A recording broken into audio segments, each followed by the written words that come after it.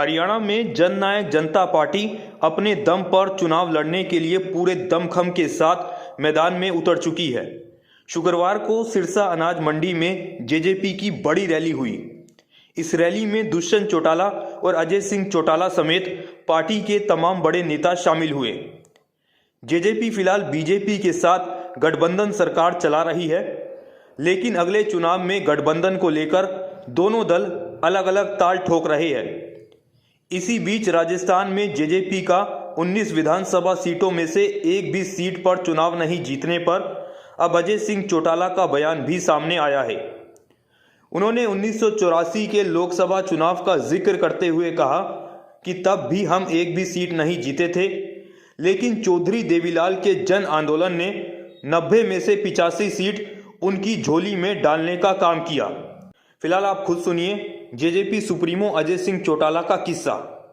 अभी चुनाव राजस्थान के हुए, चुनाव के बाद फतेहाबाद में पत्रकार मुझे कह रहे थे कि आपकी तो 19 की 19 सीटों पे जमानत जब्त हुई है। मैंने उन्हें कहा कि राजनीतिक कार्यकर्ता, राजनीतिक नेता काम करता है, पीछे मुड़ करके देखना उसका काम नहीं है।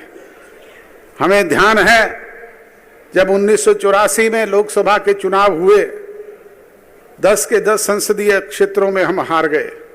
चौधरी देवीलाल सोनीपत से लड़ रहे थे, चौटाला साहब हिसार से लड़ रहे थे, एक भी सीट नहीं जीत पाए। और थोड़े से समय के बाद चौधरी देवीलाल ने जन आंदोलन शुरू किया। 1987 आते आते आपके सामने हालात परिवर्तित हुए। 90 में से 85 सीट जीत करके इस देश में रिकॉर्ड स्थापित करने का काम जननायक चौधरी देवीलाल जी ने किया।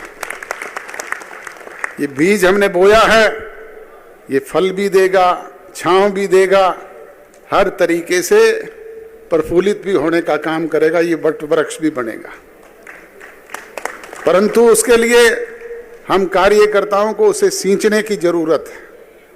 उसकी पेड़ की जड़ में ड्रॉप डालने की जरूरत है, और वो तभी हो सकता है जब आप सब लोग मिल करके करें। बहरहाल आपको बता दें कि देश में लोकसभा और हरियाणा में विधानसभा चुनाव होने में अब बहुत ही कम समय बचा है। ऐसे में जजपा कोई कसर नहीं छोड़ना चाहती।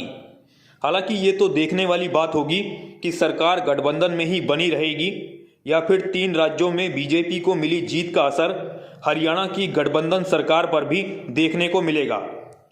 फिलहाल के लिए इतना ही। ऐसी तमाम अपडेट्स के लिए देखते रहे न्यूज़ ब्रॉडकास्ट 24। नमस्कार।